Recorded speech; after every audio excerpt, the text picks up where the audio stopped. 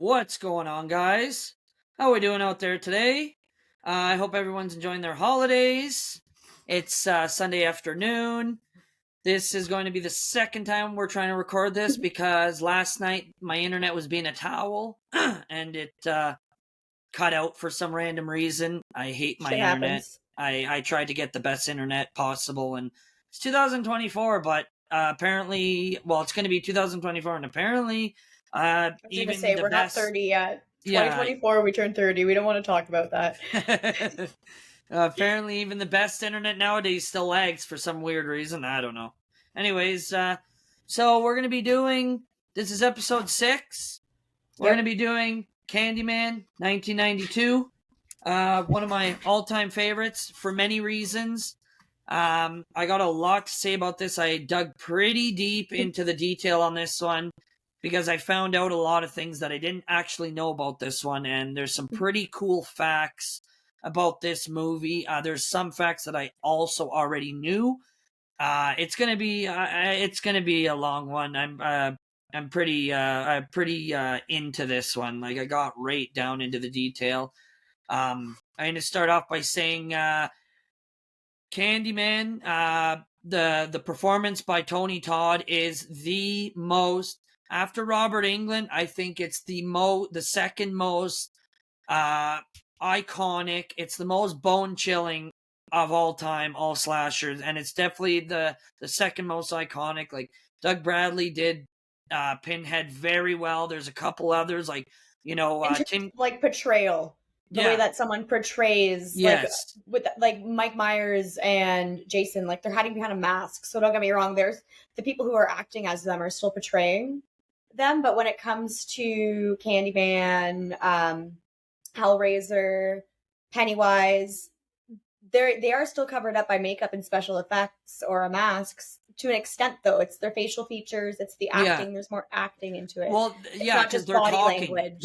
Yeah, they're Exactly. talking, right? So Exactly. no, but I think the performance by Tony Todd is one of the scariest performances It's I've ever haunting. seen on screen. Horrifying. Yeah, it's horrifying. Like, It's so natural, though, too. Yeah. Like, on another note, it's not, I don't want to say he doesn't put effort into it, because that's not what I'm saying.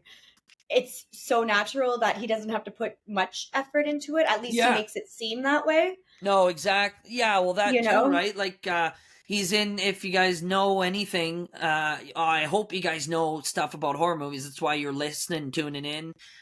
He's also in all the Final Destinations, and he's creepy in Yep. those too. He's only got a small, 10-minute role, but he's the mortician. You know what I mean? And he's got a Yep. very, He's there for business. yeah, he's very, very creepy in those too. And again, it's so natural. Yeah. And before we go far on that note, we're ironically doing Final Destination for our next video. We didn't plan for it to be a Tony Todd double feature, but we're having a Tony Todd double feature. Yeah, it just worked out to be that way. Yep. Hats off to Brittany for putting the list together in this specific order. She didn't even try, like, oh, hey, No. this is very convenient. Well, we're doing Yeah. Tony Todd, and we're doing, oh, he's in this one too. I guess we're gonna have a Yep. Tony Todd double feature. Yeah, because what we're trying to do is give like a nice variety, because we do 4 movies in a block. So we're going to try to have like an original, a classic, a like one that is a very popular, like, nostalgic, if you want to call it that, one of the legendary ones. So Yeah. Jaws, Halloween, Yeah, Friday yeah. the 13th, like those ones, to name a few. We're going to try to have a more modern one. Could be a remake, something like that. We're going to try to have like a random one, like a creature feature, I guess you could say. So again, Jaws would fall under that, of course. Yep. I'm biased. But again, we could have some of those being werewolves, like Silver Bullet. I know that's going to be on there. Ginger Snaps is going to be another one. Yep. So we're going to try to split it up like that. We're going to, just so we're not having too much like slasher. It's all in one. Yeah, exactly. Exactly. That was also Brittany's idea too. So that was a good thing to bring up. She brought that up to me last week about that. And if we run out of creature features, we're just going to throw one in there just to, even it out. Yep. Like, we're still going to throw in one Keep that the is original our favorite. list. Yeah. We're going to but still just add to it if we need to. like we're not just gonna throw a random creature. It's gonna be one of our favorites, one that we enjoy. Yes. Like we'll throw in, Deep Blue Sea or Jaws Lake 4 Placid. Yeah, will we're not be not. discussed, like, for Yeah, example. Piranha 3D will Yep. not be discussed. Yep. But Yep. yeah. So I'm just gonna share some of my Candyman stuff. I always got to share some of my action figures because I'm a nerd like that. It's Yep. kind of hard to see there, but I'm sure once it's edited properly, you'll be able to see it better. So yeah. Um. Anyways, yeah. So to get back to Tony Todd's acting, I read somewhere. I don't have it exactly in my notes, but it was really hard for him to get a lot of big roles after this first movie because he scared the crap out of so many people. Um, that's why, like anyone who's watched the trilogy, uh, Candyman 2 is good. Candyman 3 is not so great. You can tell that the funding gets less and less as it goes on, and I think that had to do with people didn't want to deal with him. I do know, like I said, he doesn't have a lot of big roles. He's got a lot of small roles in movies, cameos, stuff like that, because Candyman, before that, it was Night of the Living, or Return of the Living Dead. It was 1990. I think that was his first movie ever, and then he did Candyman 2 years after, and then Candyman was the only role he ever really had a main role in.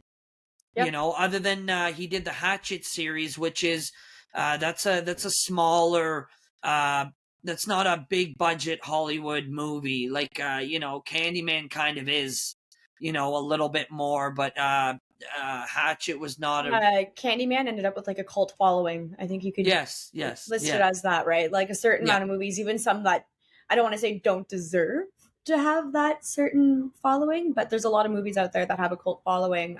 Oh yeah, for sure, for Stay sure. Alive, for example, that's one of Yep. my favorite movies, and there's a lot of people out there that don't understand how like people love that movie.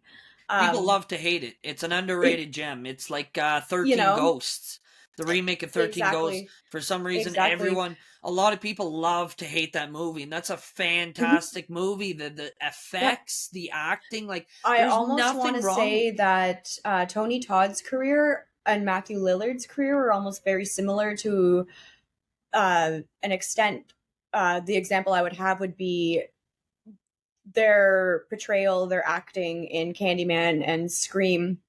Respectfully, they should have gotten so many gigs from it just because of the way that their portrayal, their acting. It's remarkable, right? Like no one Yeah, can yeah. play Candyman the way that Tony Todd does, and essentially no one could probably play a character like Stu Macher the way that No, Matthew Lillard did. yeah, exactly. And for some reason, you know what I mean? They Like, just yeah, stayed at that starting line. Matthew Lillard had a lot of bigger roles in bigger movies than Tony Todd did, but I Yep, see what you're saying. Like, you'd think that they'd get another portrayal to do something else exactly, that appealing because they did it so exactly, well, like Tony Todd should have did something else that's more terrifying like that because he's so good at that. Like that was like exactly. anytime he says a quote in the movie, you get goosebumps. You're like, oh my Yep, god, like it's yep, so bone chilling, like it's so yep. haunting, like and It's like really, it's true. It's true.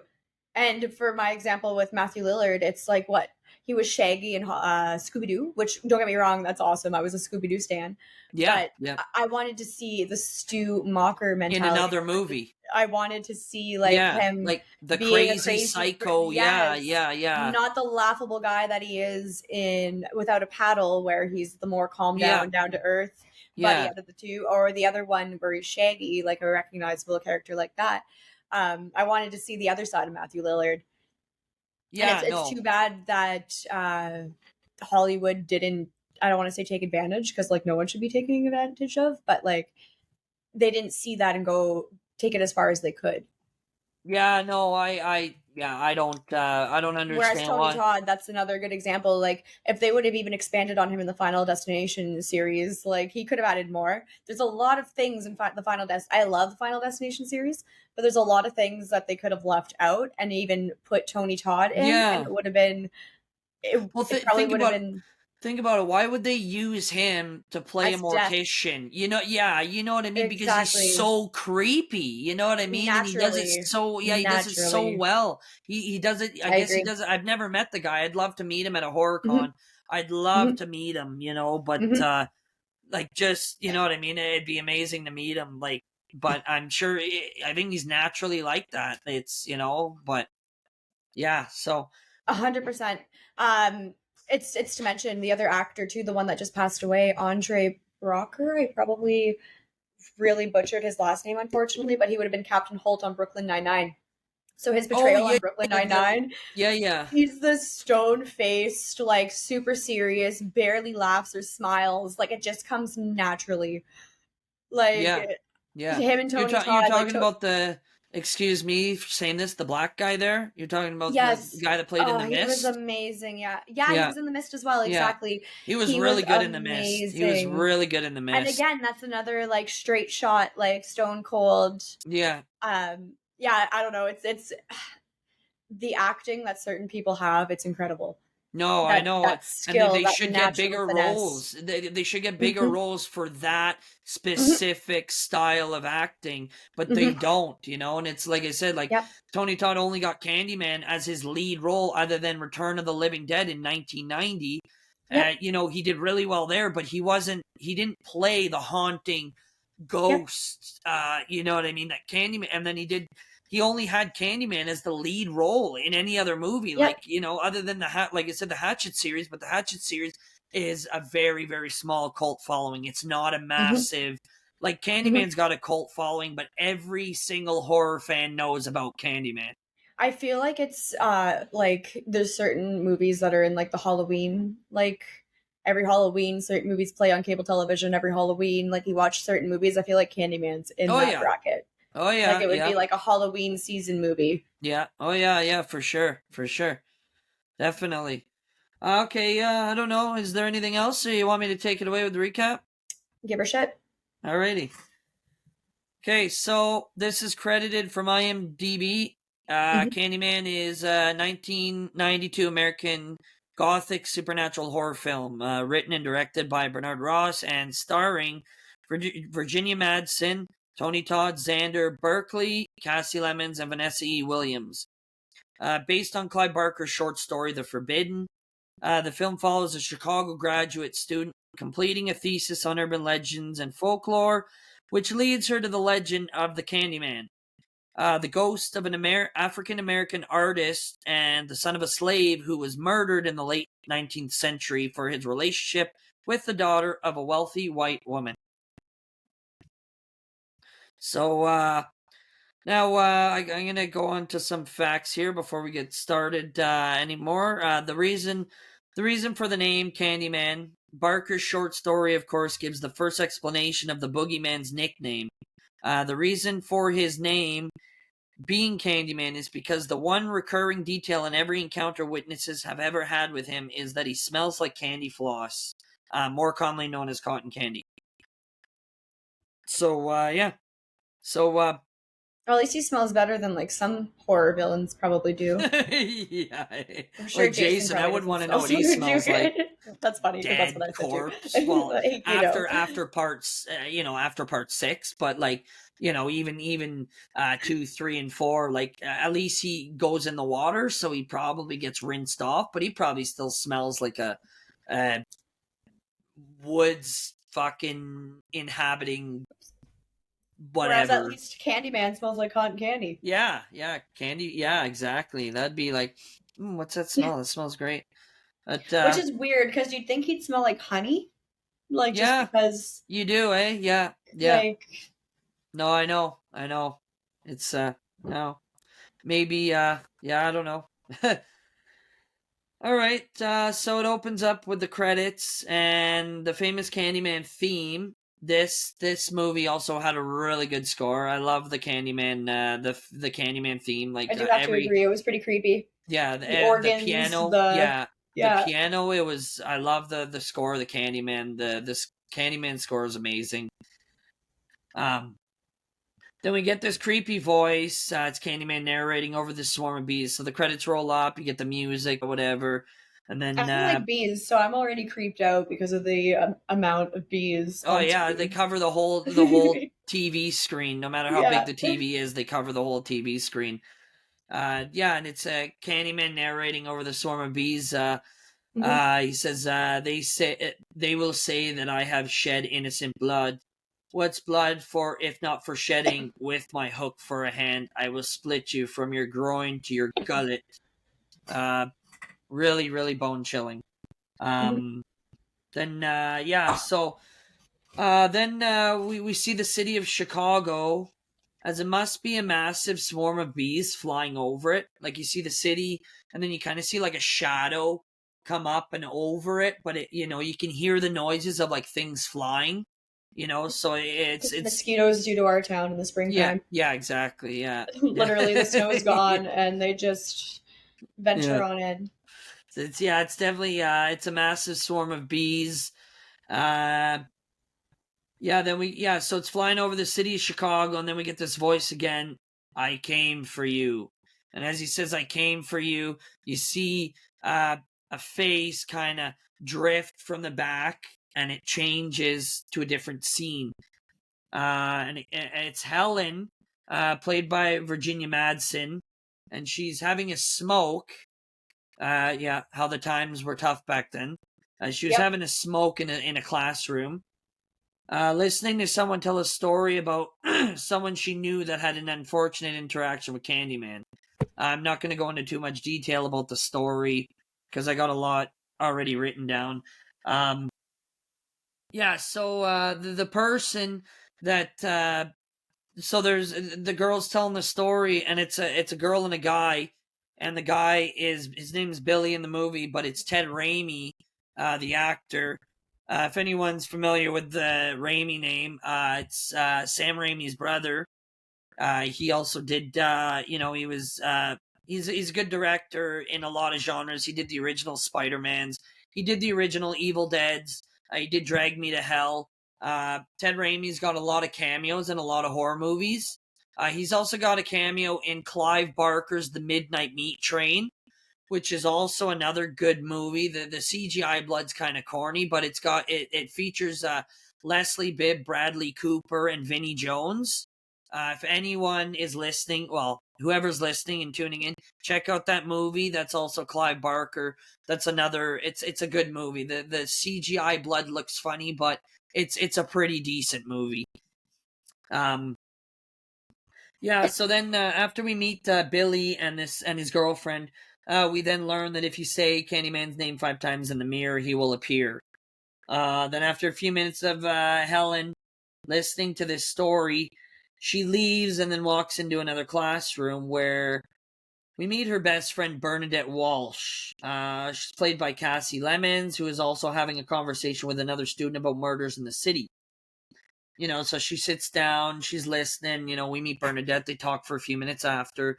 The student goes, "Are you guys doing a thesis on urban legends or a study or whatever?" And nothing, whatever. And then cuts to another scene with Helen walking into a crowded classroom. It's one of those big college classrooms where the desks go up, It's up, like up. tiered. Yeah, and it's like a big chalkboard. Then you got you got the teacher. He's discussing urban legends, talking about alligators in the sewers, this and that. Um, then the classroom finishes. Um, she starts walking down towards the teacher. We learn that this teacher is Trevor Lyle, played by Xander Berkeley. We learn that's her husband. Um, yeah, so Trevor is as she's walking down towards the teacher.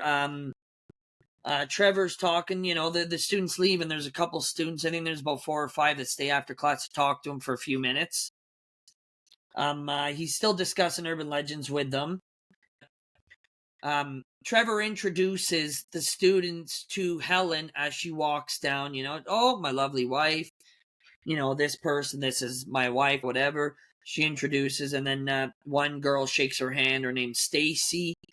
Then all the students leave, and then Helen starts asking about this one girl who couldn't. She says, "Who's this girl named Stacy? she couldn't even look me in the eyes, and I swear to God, she was blushing. And then Trevor says, well, I guess she's madly in love with me.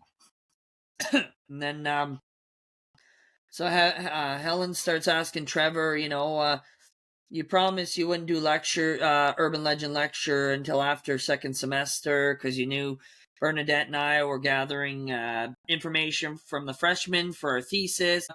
Then Trevor says, well, you can't expect me to give up on their education because you guys are gathering data, this and that. And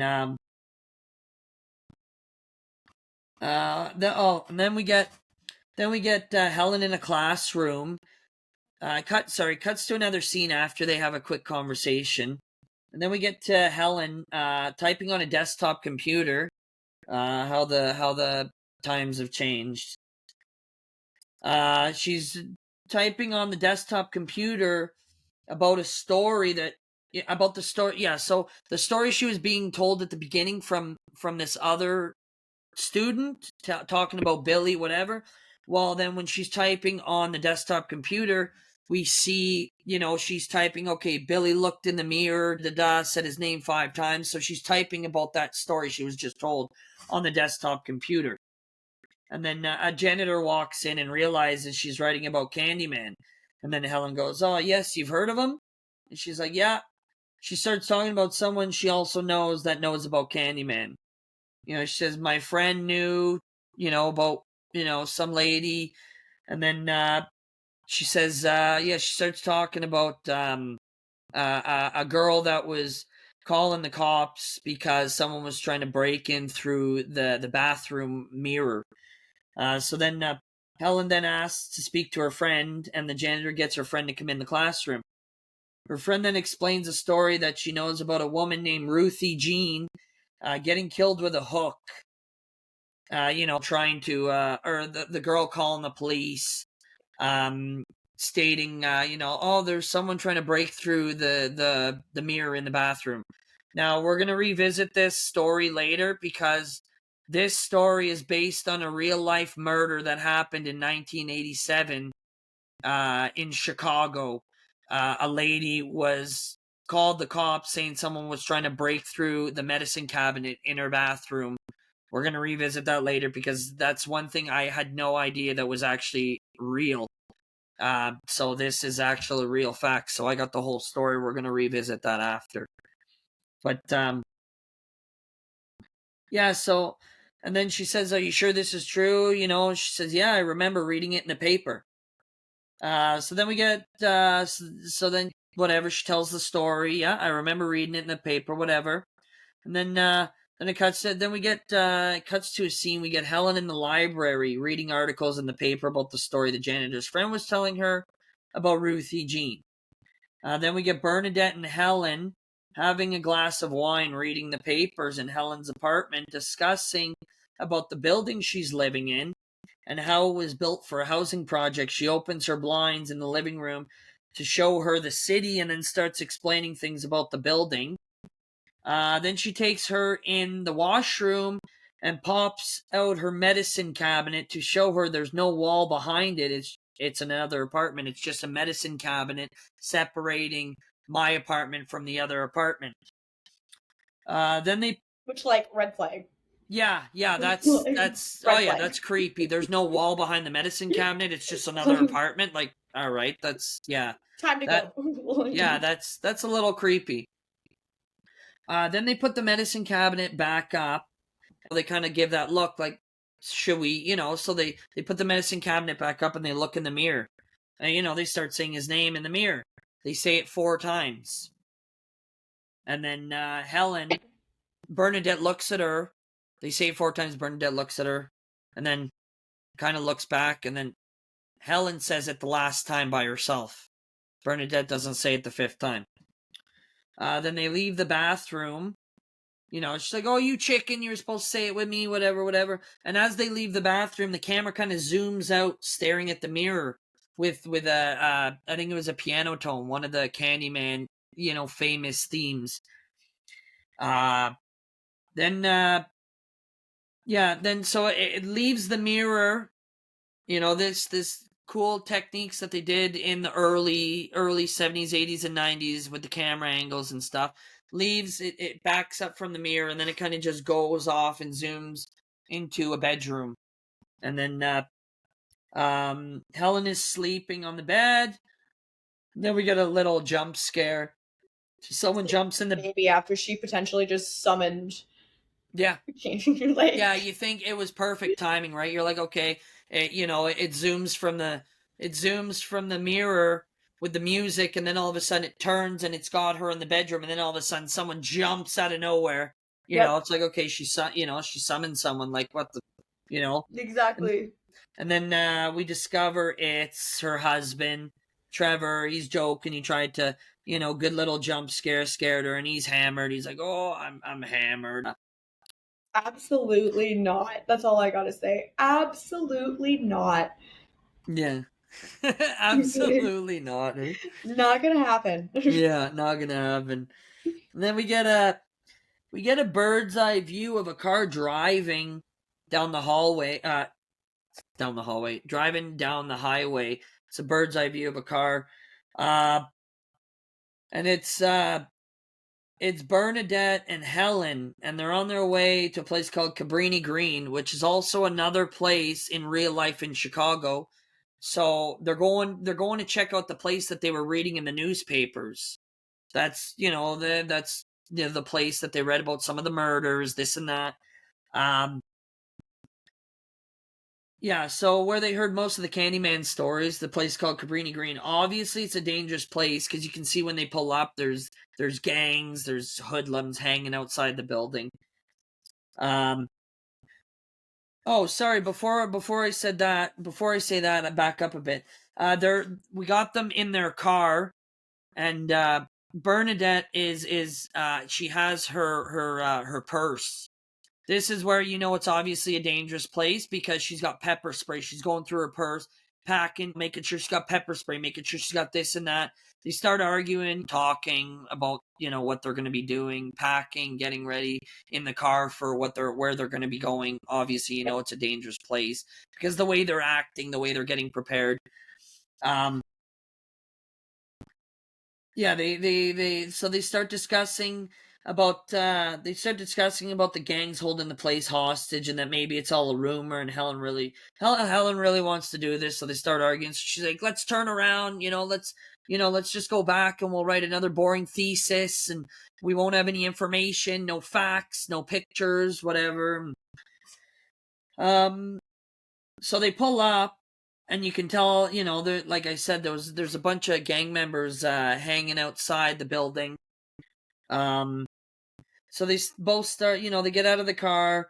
They both start walking towards the building, and as they get to the stairs, well, they go to the elevator first. The guys follow her. Oh, you guys look like 5-0. You look like, what are you guys doing here? And then as they start walking toward, they start walking to the stairs. And then one dude yells, heads up, 5-0 coming up the back door, police. Helen's relieved because she thinks they won't follow them because they think they're cops. Oh, they won't follow us. They think they're cops. It's all good. So they get to the top, and Helen is taking some pictures of the hallways, whatever. And then some lady opens the door, Anne Marie McCoy, played by Vanessa. It was Vanessa E. Williams, but I wrote right here it's Vanessa Estelle Williams, so that's what the E was. That's what the E was for. Yeah, that's what the E was standing for. With her Rottweiler as it's barking at them. Then she slams the door. They start walking around and end up in the washroom. They see a medicine cabinet, just like in her apartment, and Helen decides to go through. They take the cabinet down, and Helen decides to go through the hole to the other side. Bernadette's like, don't go there. There could be someone packing drugs. There could be someone packing drugs back there. She's like, I'm only going to be a minute. Only going to be a minute. So she gets in the hole to the other side.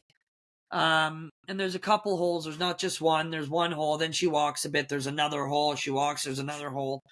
And she's taking pictures as she's going. And then she gets to this last hole, and she calls through it, and we see this big painting. It's graffiti. And this is cool. It's it's Candyman's face, and she's crawling through his mouth. And as she gets out, she turns around, she looks up at it, and the music starts, the piano, the awesome Candyman haunting. The whole movie is just chills, like start to finish. Yeah, so then she turns around and she sees the painting as the music intensifies the scene. And then she looks down and she finds a bag of it's like a bag of chocolate or candy. And she looks down and opens one of the chocolates and finds a razor blade. Then we get Bernadette having a smoke. It cuts to another scene after she does all that. She looks around a little bit more, whatever, takes a couple pictures. Then we get Bernadette having a smoke. On the other side where the medicine cabinet, where they pulled the medicine cabinet on the outside there. And then Helen pops out of the hole where she first climbed through behind the medicine cabinet and scares Bernadette. Little jump scare. And again, get the fuck out of there at this point. Basically, all right. Bernadette's waiting. She doesn't hear anything from Helen, and then all of a sudden, Helen pops out of nowhere. And scares her. It's time to go. Yeah, it's time to go. Then Bernadette. She tells Bernadette she ran out of film for her camera, and she wants to go back and get more pictures. So they put the medicine cabinet back up over the hole, and they get startled by that lady, Anne-Marie McCoy, with her Rottweiler behind them. As they're putting the medicine cabinet back up, the girl goes, "What y'all doing back there? You can't just go around snooping through people's things." Scares them, and then Helen introduces herself and Bernadette. We're from the university. We're just doing a study on urban legends. We heard about Candyman. Then she follows them back to her apartment. The girl says, "Oh, I don't mean to be rude or anything, but the white people that come around here ain't so handshaking, so that's after they follow her back to her apartment. Tell her, "Oh, we're doing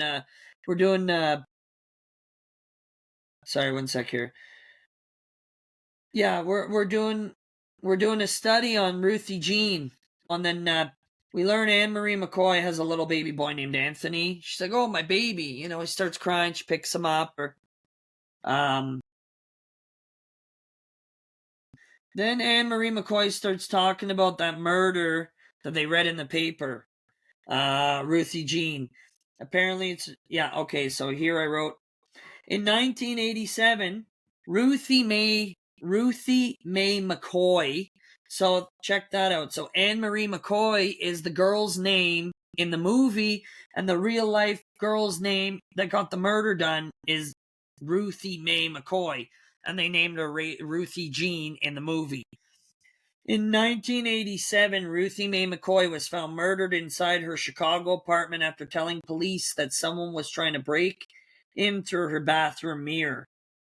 And with that, the story of Candyman was born. I'm going to go into detail about that story after. That's all I wrote down here. Then starts to state that she's afraid for her child, that Candyman will never get him. It starts, whatever. "Oh, I'm afraid for my child. I'm afraid for me. But Candyman will never get him." It cuts to another scene. Bernadette, Helen, her husband, Bernadette, and the Professor Philip Purcell, played by Michael Culkin. And they're all smoking in the restaurant together, all of them. All four of them, by the way. This is the one scene that I had a note for, and I was like, Jaws, ? More smoking, ? Yeah, how the times have changed. Everyone smoked. I remember this part. I remember, not me smoking in restaurants, because, we were way too young for that. But people smoking in restaurants when we were little. Yeah. I do remember that. Yeah, I remember that too when I was younger, the haze definitely. Yeah. In the room. Even hotels, with that being said. Hospitals, we were talking about Jaws last time. Hospitals, someone smoking in the hospital, It's crazy. Yeah, it's craziness. It's a good thing it's wild.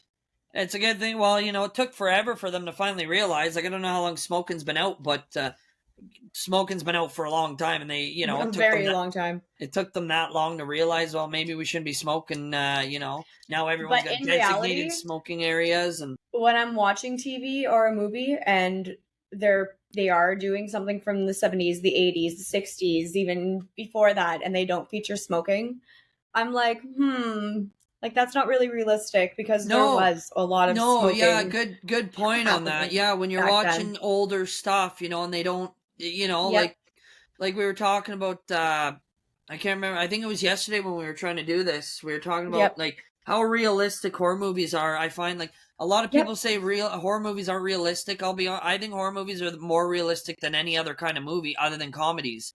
You know, yep, because action movies are way out of this world. You know what I mean? yep. Like you Yeah, and I can't run think up my mentioning buildings.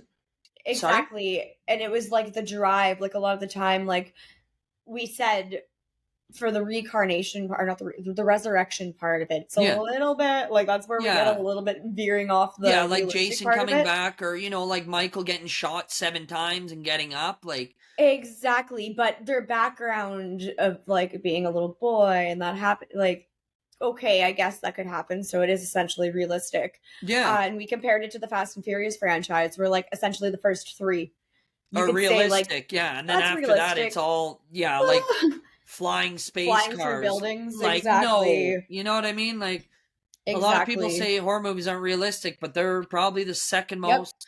Well, I can't say second because dramas are realistic too, but yep. they're definitely one of Or the more realistic genres. when you're watching like an action movie and it's that gunfire and like no one's reloading, all of a sudden our people are shooting people and like getting headshots and getting Yeah, these great kills, whereas the thousands of bullets being exchanged at them aren't hitting our main characters. Like it's like, yeah. like that's not realistic. Um, I mean, maybe we're being biased because we love horror movies, but like we it can, could be you know, someone could nitpick and say, well, Scream 5, that scene with Dewey and Scream in the hospital where there's not one person in the hospital. fair. But you know what? At least in horror movies, people load their guns, you know? But and even that, like I could sit here and say it's unrealistic to show someone getting shot like a bunch of times and not dying, but you watch a biopic like Get Rich or Die Trying, which would be 50 Cent, you see him get shot in the movie 9 times, people are probably like, that's so unrealistic. He would have died. Like, but then you act that's his history. He did get shot 9 times and he Yeah. lived. Yeah. You know, No, so like exactly. it Yeah. does happen. You Yeah. know, that's just an example I could think of. But like No, that's perfect. That's perfect. Yeah. mhm. Yeah. So But and anyway, again, yeah. before you go on, Yeah. we won't get too political with it or anything, but like the amount of race that's brought up in Candyman. Oh yeah. See, that's another thing. I think what we said yesterday when we were trying to film this. I Yep, think that might be another reason why Candyman. Like, I know he scared the crap out of yep, a lot of people with yep, this role, but maybe because they're like this movie is a love story. yep. It's a ghostly slasher, but it's Mhm. also racial. And it's in the It's early '90s too, and there was a there's a lot. The lot of times back then were yeah, different. and there's a Yeah, lot of like colored supporting actresses and actors in this movie yeah, too, and I feel like that might have been unfortunately a rarity back then. yeah, But like I feel like this movie too, like it got heads turning when it came to that underlying tone of it being about race. Um, And unfortunately, shit like that's still going on today. yeah. But as you could also say, like, it's kind of a romance too. No, Like, it is. It is. we're That's talking why. like themes. Yeah. I It just is think. Go ahead. Sorry.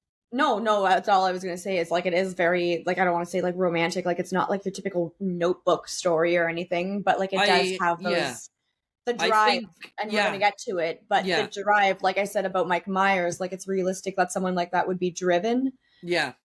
No. to turn Exact. into a Yeah. monster like that because of the backstory. Even Jason, like again, not the resurrection portion of it, but when it comes to What Tony Todd's originally character in happened. Candyman, Yeah. it and it's something that could happen, Yeah. especially with the way the world was. No. No. Exactly. For sure. And I'm glad you brought that up because I'm just about to get on the story of what happened to Hmm. Candyman. So good. Good part for bringing that up Well, I now. It's. didn't even plan it for it to I be didn't like even. that. Voila, How ironic. That was voila. perfect timing. Yeah. All right, so yeah. So while they're in the restaurant, Professor Purcell asks how Helen and Bernadette are doing. and he mentions that he heard they are doing a study on his favorite subject. He then says he can't wait to see the dad. Oh yeah, okay. So, how are you guys doing? He says, oh, we're gonna bury you. And he says, how are you gonna bury me? And they say, well, we just got to Cabrini Green. Excuse me, Cabrini Green. We just got there. We just went there yesterday. And then he's like, oh, Candyman country. Yeah. So he heard they were doing a study on his favorite subject. He then says he can't wait to see the data they have. And then Helen says they're not ready. They're not ready yet, and then he soon discovers that they are doing the study on Candyman. Sorry, I'm getting too ahead of my notes a little bit here. It's an exciting time for you. I get it. Yeah. Then he reveals he wrote a brilliant paper on him about 10 years ago. He says, "Oh, surely you must have read the paper I did on him about 10 years ago." We then get the story of Candyman as the professor is telling it. So he starts explaining it, and the way he's explaining it, the camera kind of zooms into Helen listening, but it has like flashbacks of what, like the way like the montage. with the music, and then you hear noises like people screaming, and it's cool the way they did this. But he said, the legend first appeared in 1890. Candyman was the son of a slave. His father had amassed a considerable fortune from designing a device for the mass producing of shoes after the Civil War. Candyman had been sent to all the best schools and had grown up in a polite society. He had a prodigious talent as an artist and was much sought after when it came to the documenting of one's wealth and position in society in a portrait.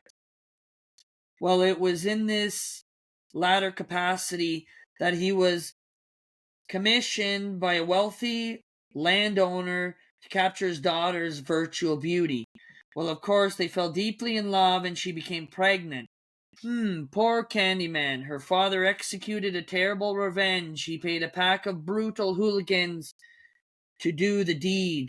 They chased Candyman through the town to Cabrini Green, where they proceeded to saw off his right hand with a rusty blade. And no one came to his aid, for this was just the beginning of his ordeal. Nearby there was an apiary. Apiary, it looks like that's what it. Apiary. Dozens of hives filled with hungry bees. Oh yeah, an apiary my in-laws have bees. Okay, thank you. Oh wow, that's how fitting. Honestly, I have a really hard time with it. My father-in-law is always like, "They're not gonna sting you," and I'm like, "Oh, I'm so stressed." It's great. It's great.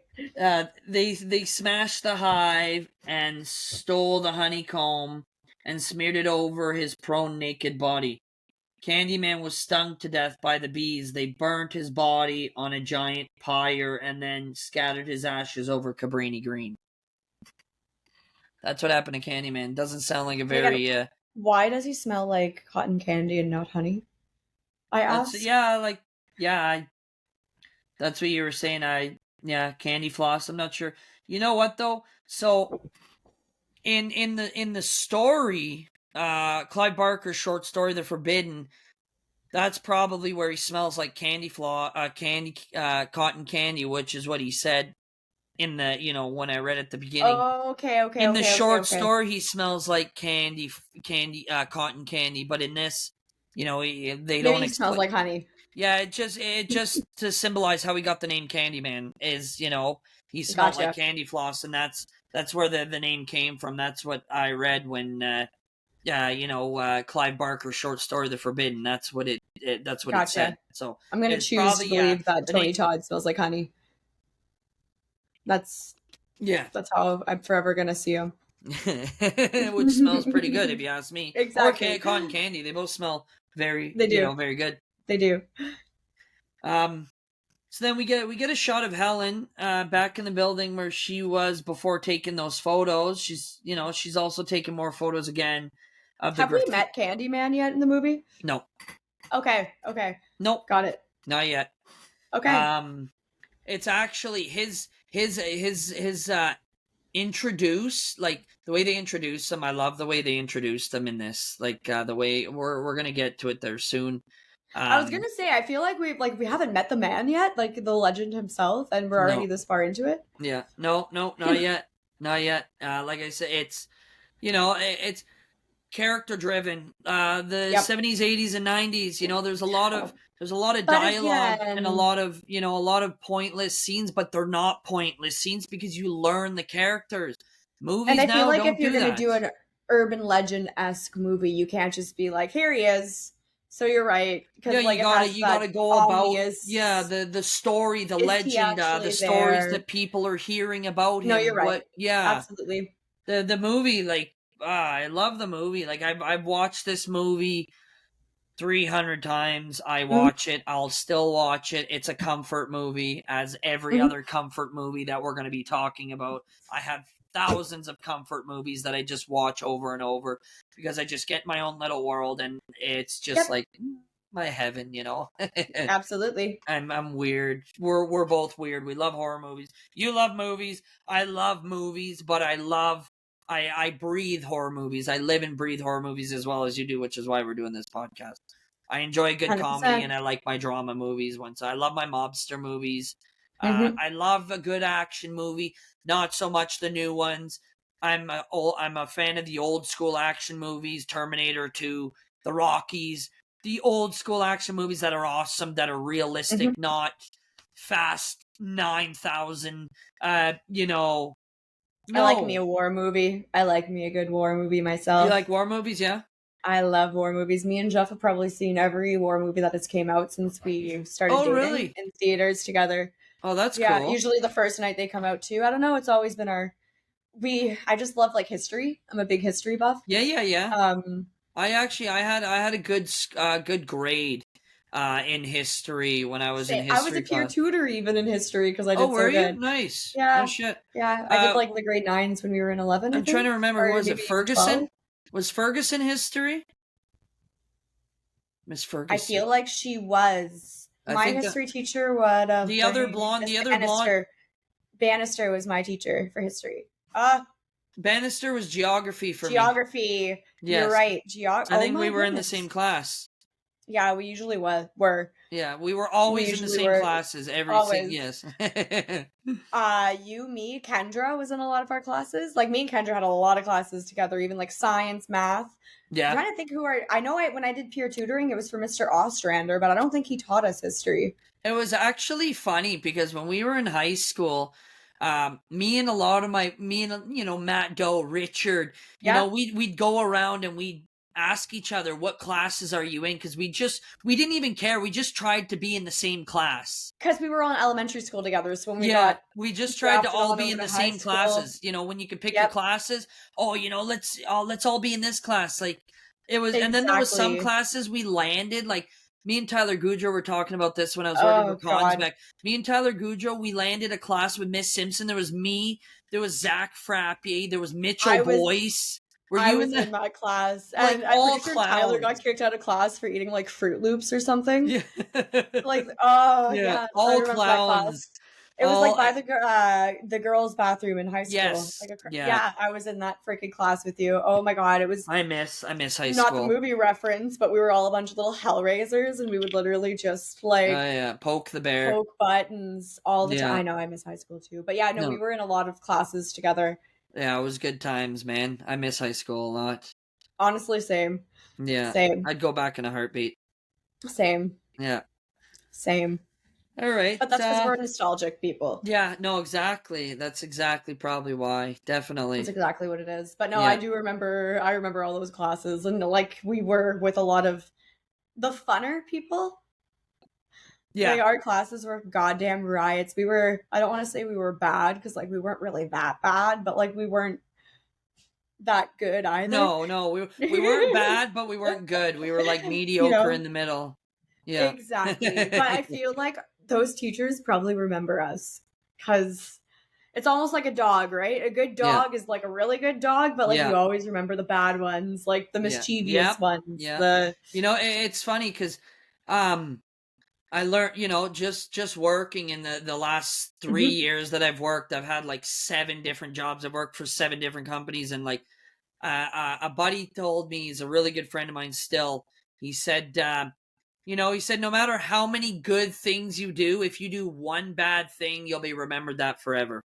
That's exactly, and that's you're not exactly what wrong. you're saying. Like You're a not good dog wrong. is a good dog, but a bad dog's always remembered. Like I'll always remember Layla ripping apart 3 of my headsets for gaming, 4 of my PlayStation 4 controllers. I love her to death still. She's yeah. lucky she's cute sometimes. I'll But always like, remember. Yeah, I'll always remember Mowgli shitting on the floor. So it's weird. Like we're gonna vary off topic. We're gonna talk about dogs for a few minutes here, but oh god, don't so get me started here. it's weird. So when I leave to go out of town, Mowgli does. He goes to the washroom in the house. He doesn't even ask. He tries to hide it. Like the wife Yep, has woken up and heard him pissing and tried to hide it. But when I'm home, yep. he's He doesn't do amazing. that. Like It's because he misses you. it's anxiety, or something. Yeah, it's So when I moved out, that's what Marley was doing. Was she was going to the bathroom at my parents, like because Marley was my dog, but it was like a family dog. They got her for me when I was 15. yeah. So when I ended up moving here, I had already had Layla, and I felt bad because I'm an only child. So, and me and Jeff pretty well lived at my parents' house, so like they were gonna have empty nest syndrome. So I left Marley there originally, but Yeah. then she was depressed and Yeah, she was yeah. going to the washroom in the house. So I brought her here, and then I ended up getting Fenwick on top of Layla, and then she's like, "No, bring me back to like the calm natured Yeah. house Yeah. that essentially she spent 9 years growing up in." So it's weird because she started pooping and pissing on the floor here, and I knew that it was Yeah. time to go back to my parents' house. Yeah, So yeah. Just like an anxiety thing or something, yeah. right? I think And if that's what she it didn't is. see me for a couple like weeks, she would start doing it again, and then my parents would be like, "Brittany, come see your dog." Like, Yeah. we get busy, we all work, like life's busy. Yeah. And in my life, my dogs are a part of my family, so it would Oh be no yeah, different if yeah. I had kids and they wanted to go spend a week or two at grandma's. Go. Yeah. Like, No, dog. when Yeah, they yeah. start crying, come Yeah. back home. Yeah, Like, yeah, yeah. you No, want to cry to we go back to grandma's? Let's go. we let the all 3 of our trio there. They go to Rox's parents. Every Yep. once in a while, grandma and grandpa's, because they got a big yard. They let them run So around. Layla's allowed to go to my mom and dad's because she doesn't drool. Fenwick, it's not Not to so say he's much. not welcome there, but like we So- haven't done it. But Layla, she's very reactive. If she senses something in someone, she will act very uneasy around them. Yeah, So yeah, just for her own comfortability, if I have people around, I usually just shaft her on over to grandma and grandpa's. She gets spoiled. yeah. And Fenwick, he's Mr. like he's so friendly for the big beast that he is. Yeah. So he's usually Mr. Social. It's just very unfortunate that he drools, so a lot of people Yeah. don't end up leaving my house too cleanly. But Yeah, Mowgli is the exact same way. Like I sent you those pictures the other day of my speakers. I bought those like 5 months ago, and they're Yep. covered in drool. I polish my stereo equipment and stuff every once in a while, and they're covered in drool within weeks. and like I love him to death, and like I would never get rid of him over it, obviously. But like, there's some days where I'm like, why is life like this? Like, Yeah. but no, yeah, we veered off. If you say dogs to us, it's like, let's do this. Sorry. Oh our yeah, it's all good. It's all good. I'm sure a lot of people said that they like hearing us just talk too. A lot of people just like hearing us talk. Like for the horror movie fans that are listening, because I got a couple other new subscribers and followers that are going to tune in. If you guys did read our podcast, our information, we go way back. So we've known way you back 19 years. So if we very often talk about stuff like this is just because we've known each other for so long and we're really good friends. We yeah, might. and when people have come and gone, like when it came to like outgrowing people, like we actually always stayed in touch. Yeah, we did Like, too. Yeah. So No, we that's did why we're for here. sure. Yeah, That's yeah, why we're here. exactly. That's why we're here. All right, so back to it, I guess. Mhm. Yeah, so she's back at the building she was before, taking more photos again of the she takes photos of the graffiti of Candyman. on the wall. Then we get her walking to Anne Marie's apartment, and after she's done taking more pictures, because she ran out of film, right? So she went back to go take more pictures. She's by herself this time. Bernadette Yep. didn't go with her. So then she walks up to Anne Marie's apartment and knocks on the door, and a little boy says, Anne Marie ain't there. He's sitting outside on like the rat or something, just chilling in the hallway. Then Helen starts talking to this little boy who we know now his name is Jake. I didn't get the actor's name. I should have, but because he's got a decent role in this. She starts asking him questions about Ruthie Jean, and he then says, "I can't say nothing because Candyman will get me." And then Jake and Helen continue having a convo for a few minutes, and then Helen asks Jake to show her where Candyman is and states he's too scared. Mm-hmm. He then starts... And this is probably one of our first, instance of someone else being aware of, Candyman outside, the community of the group, school, right? Yeah, exactly, yeah. So that's probably, really, an achievement, I guess. Oh my god, someone else knows about it. Yeah. We're getting somewhere. Holy shit, you ask this guy, oh, he knows about it too, okay, yeah. Really? You know what I'm talking about? Yeah. He then starts walking and Helen follows him. Jake brings Helen to this little tiny building. It's a washroom. So it's I don't know, they have them in parks. It's a little building where you can go on it's like at Canada's Wonderland. It's just a little building. One side you go, I don't know why I thought of Canada's Wonderland right away, but you go on one side, it's the female, one side it's the male. And it's just a building literally just for washrooms. Yep. I think they might have one at High Falls. Maybe. Oh, yes. Yeah. They do, eh? Yeah. I've been to Canada's Wonderland once, and I'm a little bitch that can't go on rides, so I'm trying to think I love roller coasters. I'm an adrenaline junkie. I love stuff like that. I can't do it. Will throw up on demand. Oh, yeah? Oh, yeah. Yeah. Poor you. I can't even go down the hill going to Onaping without my ears popping. Really, eh? Oh, yeah. You wouldn't enjoy working underground then. My ears... Fuck no. Driving a truck, my ears pop probably 40 times a day. Ugh. Can't do it. Easily 40 times a day. That's probably one of the reasons why I sit here and say I'll never go on an airplane. It's because I know that the change of pressure would probably my head would explode. Yeah. Well, some people, 100%. some people just, it's not their thing. Pressure issues. Yeah, it's not their thing. Yeah, so anyways, Jake brings Helen to this washroom, and he starts saying there's a little boy that got killed in there. Jake then recounts a gruesome story that occurred there. He details a mother who sends her boy to the restroom while she shops in the store across the street.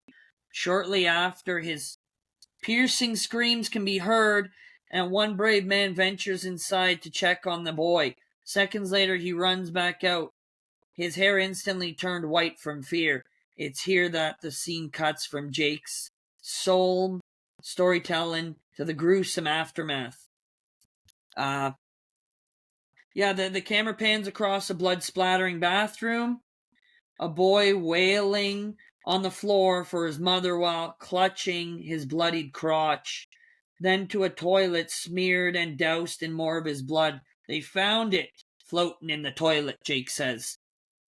That's super uncomfortable. Yeah, super. And as he's telling the story, too, it has flashbacks again. You know what I mean? Yep. This, with screams and music and little flashbacks, Because it wasn't already uncomfortable. Yeah, because it was... Yeah, exactly. You got to make it more uncomfortable. Then she... He stops telling the story. She then goes in the washroom and starts taking pictures as she's walking around. Gross, lots of graffiti, I wrote. She opens a toilet lid, and it's full of bees. The camera then goes back to outside where Jake is standing, and we see the corner of his shoulder, just in the corner of the camera. And Jake whispers, "Candyman." This is... Now we're getting really creepy. This is where, I feel like, I don't want to say second act, but I feel like the tone went to a creepier, darker, dark and twisty. It's starting to get dark and twisty. Yeah. a group of men enter the bathroom where Helen is, and she just explains she's a student doing some research, and that they'll just leave and get out of. Oh, okay, sorry. She just explains she's a student doing some research from the university and that she'll just leave and get out of their way.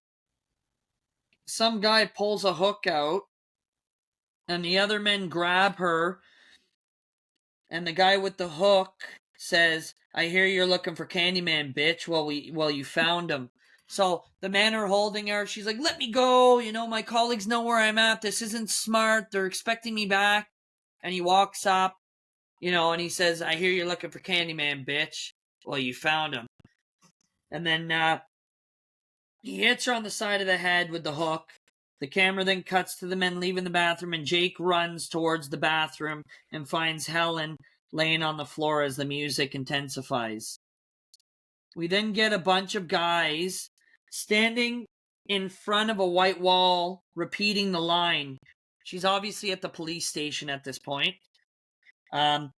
She's able to identify, it does like 4 people, I think 4 guys. She's able to identify the guy who hit her. She's able to identify the guy who hit her, and they lock down Cabrini Green and state she's lucky to be alive. The detective then says that that's the same guy that killed Ruthie, Jean, and the little boy. So now she's convinced that the legend was all made up. She talks to Jake and then tells him the same thing about Candyman being fake, and that a bad man took his name to scare people, and now he's locked up, so everything is okay. She's got a pretty big, pretty big, like her eye is all swollen. We then get Trevor walking into his apartment, and Helen has a nice supper made for him. At this point, you can kind of tell that Trevor is cheating on her because he doesn't look hungry, and Helen asks him if he's eaten already. I was just about to say, has Trevor done anything to indicate that he deserved this dinner that she made for him? Well, so this is kind of where you get the hint a little bit. He shows up, I'm not really hungry, you know what I mean? Or no, he doesn't look too hungry, but he says, no, I'm fine. But, I beg to differ. Yeah. Then we get a scene of Helen hugging Bernadette. They're in the middle of like the college or something, like in the middle of the yard outside. They run, we get Helen hugging Bernadette. Bernadette, happy to have you back, and I'm glad you're okay. Helen then says to Bernadette, "It's crazy. You know what drives me? It's crazy that 2 people get murdered and no one does anything about it, but a white woman goes in there and gets attacked, and they lock the place down." This is where the racial stuff, comes in a little bit, right? Then they're in the elevator, and Bernadette hands Helen a box and says, "Here's your pictures." I guess the camera was smashed. So Bernadette hands Helen a box and says, "Here's your pictures." So I guess the camera was, I wrote in brackets, I guess the camera was smashed and she thought she couldn't save the pictures. Bernadette then says, she was able to recover the pictures. She then says she's been talking to some publishers and there's some interest. Well, then Bernadette leaves. They both leave the elevator. Sorry, they both leave the elevator. Bernadette leaves in her car, and then Helen starts walking to her car. And as she's walking to her car, she opens the back trunk, and then the camera rolls to a gentleman with dress shoes on and a fur coat, and all you see is his feet. And he starts walking, and there's kind of like a little. It's not like mute. Trench coat. Yes, a fur trench coat. Yes, and this is the way they introduced him. I love the way they introduced. It's so creepy, man. Like, it's unbelievably creepy. Yeah. So the gentleman with the dress shoes and a fur coat, all you see is his feet, and he starts walking. He starts walking. There's kind of it's like a drum, not like a drum, but it's like, do. The build up. Yeah, a build up. And then all you hear is a voice, Helen. Like, no thanks. Yeah, the same the same voice that was, narrating at the beginning over the bees. If I could buy an Helen. audiobook read to me by Tony Todd, there is no price that I wouldn't pay. Sorry, say that again? Like Audible, that app where like Oh, books are read to you. If there was one that was read to me in Tony Todd, like take my money. yeah. I think it'd be really cool if he made an app where you can change your voice like him. Like we were talking yesterday, and when I was about to mention Jaws, remember how we said Jurassic Park and Jaws are like essentially the same movie? It's the tone Yeah. that would make it different. Yep. If Jurassic Park was narrated by Tony Todd, for example, it's now Jaws. Like, you know what I mean? Yeah. Because it's the tone. He would have that different tone. Yes. But yeah, continue. That's all good. Helen. Right, I gotta try and say it. I don't say it nearly as creepy as I feel like only Tony Todd is capable of doing. Oh, definitely of doing this. Definitely, like, God damn. So no hard feelings. Yeah. No his hard performance. feelings. Like, I'm gonna go back to his performance. Just amazing. It was so creepy. He should have got a Golden Globe for that. But people don't get Golden Globes for horror movies. It's weird. Mm-hmm. They don't. It's true. He should have got a Golden Globe, because if I make a movie, that guy is the lead. If I want to scare the hell out of people, that guy is the lead. An episode talking about like which horror movies did get awards. Like, that would be interesting. Yeah. It probably wouldn't be that long. But no, you know what? I think that's a good idea. We'll definitely do that. We'll do that. That's future. Just to kind of paint how many. Yeah. Yeah, no, that's a good idea. That's future project for sure. So then, so he says Helen a couple times, and then she turns around and we see a gentleman standing across the parking garage. And he repeats her name, and then she says, "Who is that?" And then he says, "Helen, I came for you." She then tries to leave. She tries to leave, but as she's closing the back, because she had her trunk open, so as she's closing the trunk, she's trying to leave, but she kind of gets like hypnotized almost. But we get like a flashback, and then she kind of falls, but holds herself up, and then she gets a flashback again. And girl, that trunk does not need to be closed for you to get the fuck out of there. Like, just hop in your car, put it in drive, and yeah, out. Yeah, exactly. At that point, yeah, stays open. Yeah, and then so she gets these random flashbacks, and then she kind of turns around, like you can tell she's hypnotized, because like her eyes are daisy, and she's like, kind of dazed, and she's like, "Do I know you?" And he says, No, but you doubted me. As he starts walking towards her, she then says, "I'm sorry, I have to go." And then he says, "No need to leave yet." And then she says, "But I'm late." You can tell she's hypnotized, like I said. And then the flashbacks continue. As he continues to walk towards her, he says, "You were not content with the stories, so I was obliged to come." We then learn this is the real Candyman as he starts walking closer. He then, so he says, sorry. So as he's walking, he says, "You were not content with the story, so I was obliged to come." As he starts walking towards her as he's saying this. And then the camera zooms into the bloody stump with the hook jammed into it as he moves his arms like this. He opens, because he's standing with his arms in behind him like this as he's walking, as he keeps walking. And then as he gets close to her, he goes like this with his arms open, And then as he says, "Be my victim. Be my victim.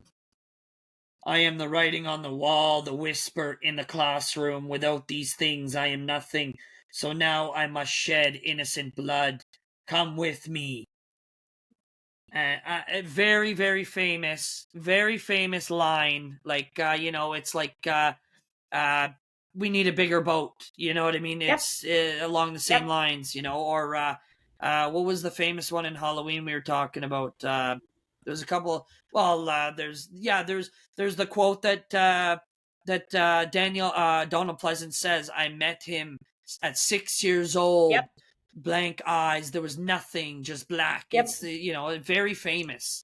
Exactly. And obviously the way that he operates Candyman is very similar to Freddy.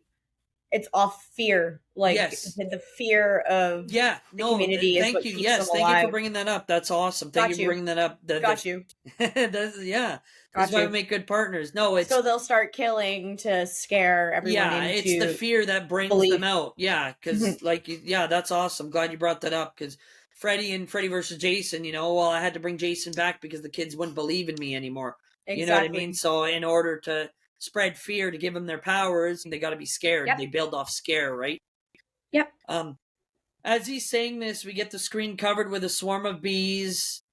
As he's saying that quote there, the whisper in the classroom, without these things, I am nothing. We get the swarm of bees, and then as Helen, it's like a 5-minute daze. He's saying it slowly. I'm just trying to go through it quick because we'll be here all day if I actually act it out. It's like a 6-minute with the bees, and he's saying it slowly, and then Helen wakes up from some kind of hypnotizing trance. Sorry. With blood all over her, laying on the ground in a bathroom with a girl screaming. There's a heart beating in the background as she gets up and opens the door and finds a Rottweiler's head cut off on the ground. The heart's still beating. This intensifies everything. The heart's still beating. So it was off screen, I guess. Sorry? At least the Rottweiler kill was off Oh yeah, another screen. dog kill that was off screen, but you see the after effects. Yay! It wasn't. Yeah, whatever. It could have been worse. Is what I told myself in that moment. So she wakes up. She opens the door. The Rottweiler's head's cut off. As she walks out of the bathroom towards the screaming, and she sees a meat cleaver on the ground beside the dog's head, and she decides to pick it up. I don't know why she would. She picks it up because she hears the screaming. I guess it's kind of like a defense thing. Not a defense thing, but I hear someone screaming. I better grab that meat reaction. Cleaver. I guess I'd better grab that meat cleaver. Yeah, but so then she continues to walk towards the screaming and pushes the bedroom door open. She says she opens the door and Anne-Marie is shaking the crib, screaming as her baby boy is missing. She turns around and sees Helen with the meat cleaver, and she's covered in blood. So she then assumes she was on. So she turns around and sees Helen with the meat cleaver, and then assumes she was the one that did all this. She then turns around and starts yelling at Helen, and Helen attacks her. Helen ends up getting the upper hand. She hits her with the meat cleaver. So Anne-Marie grabs her, throws her on the ground, starts banging her head. Helen has no choice to stop her, so she hits her with the meat cleaver in the arm.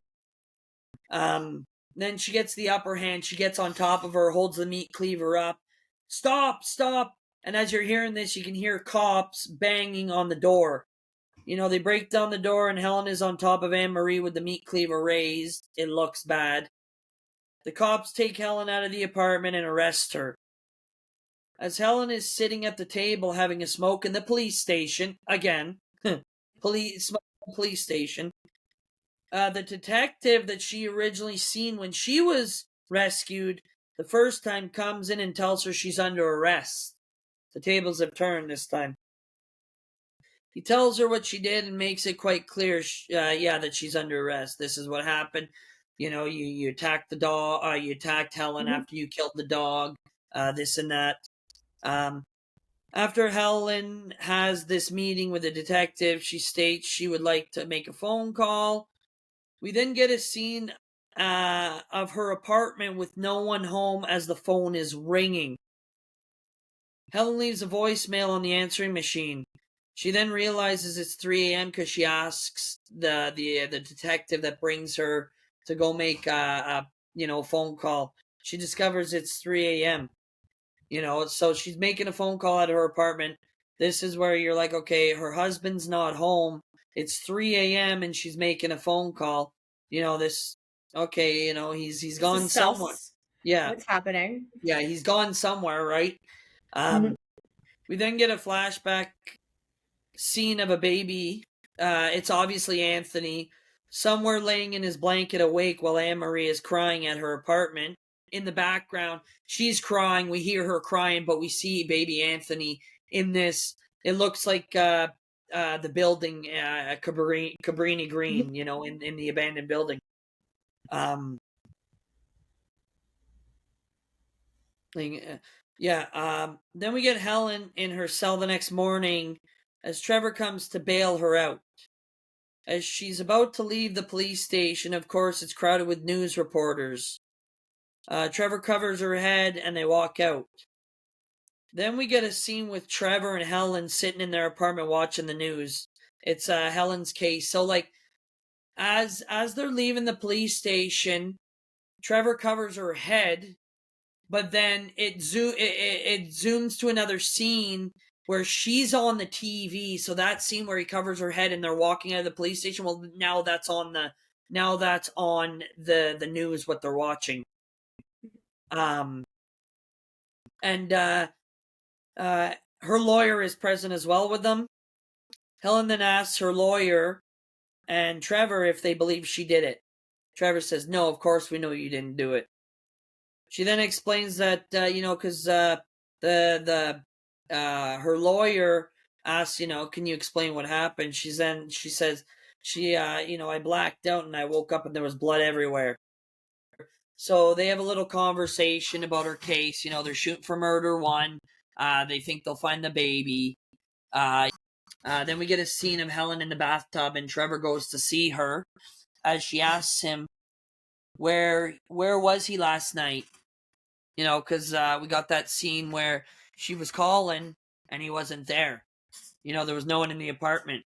She asked him where he was last night, and he responds that he was there fast asleep. But we already, he wasn't there. So he's lying. Something's going on, right? We then get Helen in her bathrobe, and she grabs her box of pictures that burn. This is after her bathtub, her bath. She's in her bathrobe and she grabs her box of pictures that Bernadette gave her that she said she could salvage. She starts looking through them on the projector in her apartment, and she zooms into one photo, and you can vaguely see a man standing behind her while she's taking the picture. So it's kind of got her taking a picture of something, the camera flash, and then you can see behind her, she zooms right in and you can see like just a little figure.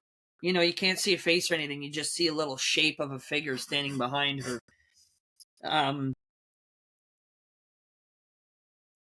Then once Helen is done looking at the pictures, she goes into the bathroom and opens up the medicine cabinet. And Candyman's hook smashes through the back of it. So she runs out of her bathroom, opens the door of her apartment, runs in the apartment, the hallway in her apartment, and he's standing at the end of the hallway as he whispers, "Believe in me, be my victim." She then runs back into her apartment and locks the door, picks up the phone, and Candyman is behind her inside the apartment as he starts whispering to her, "I have the child. Allow me to take you, or he will die in your place. Your disbelief destroyed the faith of my congregation. Without them I am nothing, so I was obliged to come, and now I must kill you. Your death will be a tale to frighten children, to make lovers cling closer in their rapture. Come with me and be immortal." Yeah, I wrote all that. I wrote every single quote he said. I had to. This is an exciting time for me. It is. And that's okay. That's okay. As he puts his hook to the back of her head, because she kind of, like, as he's whispering this, every time he whispers something to her, she kind of gets hypnotized. So she kind of falls, she's kind of hypnotized and she can't move. I guess he has like this power to hypnotize, his whoever he's in love with or his victims. Yep. So he puts his hook to the back of her head and he kind of starts putting pressure we get Bernadette at her door with flowers, and she yells for Bernadette to go away, and she's like, Helen, it's Bernadette, honey, open the door. And then she says, Bernadette, go away.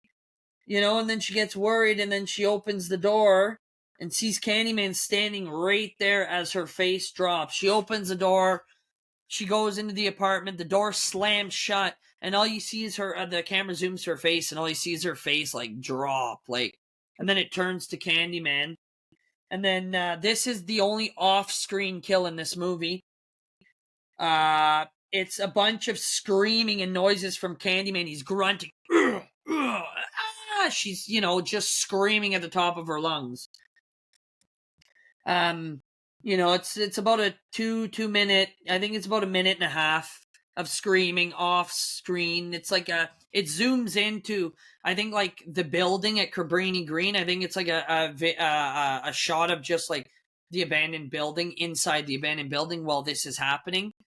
And then we get Helen on the floor again in her kitchen as Trevor walks in and sees her laying on the floor with a knife in her hand, and she says, Trevor, he's here, help me. She then wakes up in a bed in her apartment to a police officer poking her with a needle. She calls for Trevor and gets off the bed and runs out to the kitchen and sees Bernadette on the floor, brutally slaughtered with those pictures laid out on top of the body. We get a random zoom-in shot of bees while Helen is being brought to the police station. So she's in the back of a police car, and we hear Candyman in the background whispering to her, why do you want to live? If you have learnt just a little from me, you would not beg to live. I am rumor. It is a blessed condition, believe me. To be whispered about at street corners, to live in other people's dreams, but not to have to be. Do you understand? She's driving in the background. They're kind of having flashbacks. Another trance as he's whispering. Then we get some little flashback scenes of the baby crying. We then get a scene with Helen being brought into a psychiatric hospital, and she gets restrained to a bed. Candyman appears floating above her as he's whispering, what do the good know except what the bad teach them by their excuses? Allow me at least just one exquisite kiss. Then she starts yelling, murderer, he's under the bed, help me. The doctors come in and put her out with a needle. She then gets a scene of the baby again. This time it's not a flashback. Candyman has him sucking on his finger. The next morning, the doctors come into Helen's room to take the restraints off of her and bring her to Dr. Burke, played by Stanley DeSantis. So they take her take the restraints off of her, put her in a wheelchair, and bring her to his office. Her and the doctor start talking about having a conversation, and Helen finds out that she's been stabilized on a heavy dose of Thorazine. She's then discovered that she's been charged with first-degree murder. He says, for the last month, you've been stabilized, and she's like, the last month? She's completely confused because she didn't think it had been that long. So says you've been charged with first-degree murder. Then he says, why don't you tell me what happened in your apartment? Then the camera he then turns on the camera of the night she was committed there, where she was claiming she seen him, like he was floating above her, and she was yelling, murderer, murderer, because she won't answer him. She says, what happened in your apartment? She doesn't answer him, so he just turns on the video camera beside him, and then she's watching herself scream in the bed, saying, he's under the bed, he's a murderer, you're a murderer, but you don't see him on the camera. So it's kind of confusing. She's like, I don't understand. She's all confused. She then says, I can prove it to you. I can call him. So she calls his name 5 times in the mirror, and he appears behind Dr. Burke's chair, ripping him apart through the back. He then says to Helen, as he finishes tearing Dr. Burke apart, "You're mine now. Tonight our congregation shall witness a new miracle." He then opens the restraints on her chair and flies out the window. He just, goes down like this and shoots out the back of the window. Okay, he's doing all these murders and trying to blame everything on her. That's why he keeps saying, "Why do you want to live?" Like, he's just trying to say, you have nothing to live for. Come be with me and be my immortal. So, again, he takes the restraints off her chair. So it's like, okay, her restraints, if the cops come in, well, her restraints are off, they're open. Yep. So she obviously did this. Yep. So she escapes out the window that he broke. She climbs the side of the building into another room, knocks out a nurse as a patient is basically in a coma, watching her take the nurse's uniform. She escapes the hospital and runs to her apartment to discover her apartment being painted with that student of Trevor's that she met at the beginning, Stacy. So he was cheating on her the whole time, clearly. The day he shows up, he doesn't look hungry. She asks him if he's hungry. Then she calls the apartment. He says he was sound asleep, but we get a shot of her calling the apartment, and there's no one in the bed. So yeah, the fact that earlier on in the movie he's like, yeah, she just like will love me comment or whatever. Yeah, I think she's just madly in love with me. I wonder if he was cheating on her the whole time. The audacity. Yeah, or I wonder if he was cheating on her the whole time, or he just started cheating on her. You know what I mean? Like, the whole time. Yeah, probably, eh? Definitely. Sleazy. He also plays Gregory in The Walking Dead. Also a sleazy character. He's great at playing sleazy characters. Yeah, he's almost like a villain-esque kind of character. Okay, yeah. He's actually in a lot of TV shows. He's in 24 as well. I didn't know. Like, when I found that he was Gregory in The Walking Dead, I was like, I would have never put that together without looking. So yeah. Thank you for making me find that out. Yeah, no problem. But yeah, no, I was like, oh my god, he has a type when it comes to playing characters. From what he always plays the same one. Yeah. I actually really like him as an actor. I don't know what he's doing nowadays. He does kind of remind me of Bruce Willis a bit. I find he looks like the way that he plays. Yeah, I see what you mean. Well, he looks like Bruce. I find he looks like Bruce Willis too a little bit, but no, like I've read up on what's happening to Bruce Willis like recently, and that's so heartbreaking. Oh, really? He's very, very sick. I'm pretty sure he might not even be able to talk anymore. Oh, if shit. If he can, it's very like his ability is very low. Really? Eh? Yeah, he ended up falling ill, unfortunately, and he's such a good actor. Yeah, he is. Well, he's one of the good actor. He's one of the top. The Expendables, you know what I mean? That was like and well deserved. All action stars of the 70s, 80s, and 90s. Like he's like up there with Arnold Schwarzenegger and Sylvester Stallone. And I'm not even really a big Die Hard girl. Like I appreciate and respect it because obviously, like it's done a lot for the movie industry. Yeah. But I love him. There's so many things I love him in. Hostage is probably one of my favorite movies. Hostage, I've seen that one too. Yeah. Yeah, he does very well in there. Alpha Dog when he plays like Hollywood's dad or whatever. Like I love that role that he plays in. I love the movie Alpha Dog though. Yeah, that was good too. Justin Timberlake, that was good too. I love Justin Timberlake. Fenwick in the background freaking out. My apologies, but it's all good. You probably won't hear it. He has well deserved. Like when it comes to how well credited he is, it's well deserved. He earned it. He's an amazing actor. Oh, definitely, 100%. Yeah, she leaves the psychiatric hospital, and as she's running, but you can see her running to her apartment building. It's like a shot of her running across a field. You can see the apartment. She's like, "Trevor, I hope you're home." And then so she gets there and she sees her apartment being painted. Trevor clearly was already starting a new life. Obviously. She sees Stacy painting. She says, "Get out of my house."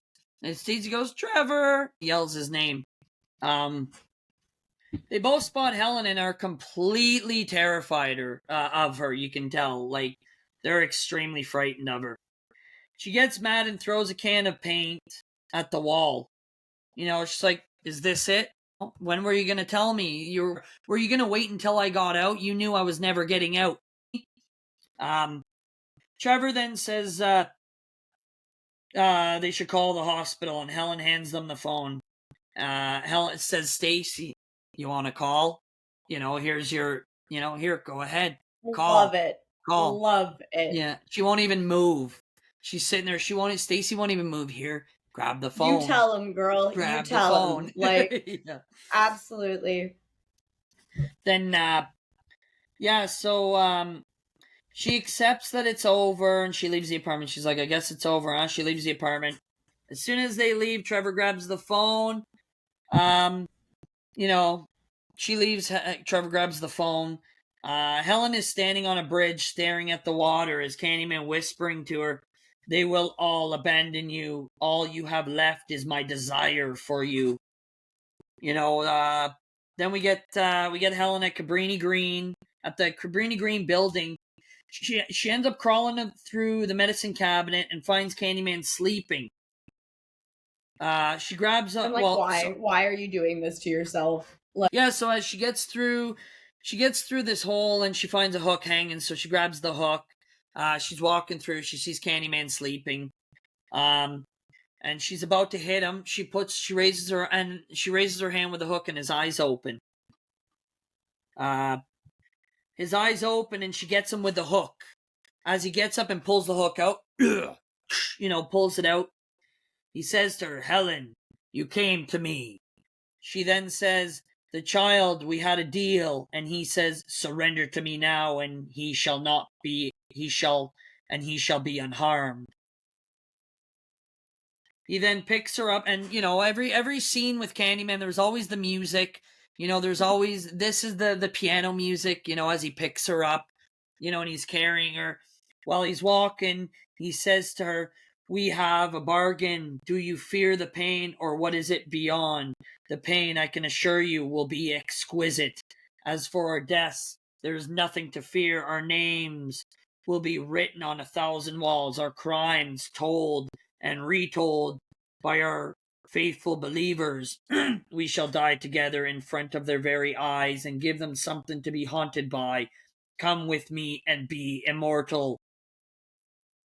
As he's bending over to kiss her, okay, so I'm gonna revisit this after this is done. This scene, I got some information on this scene. So first, I'm gonna talk about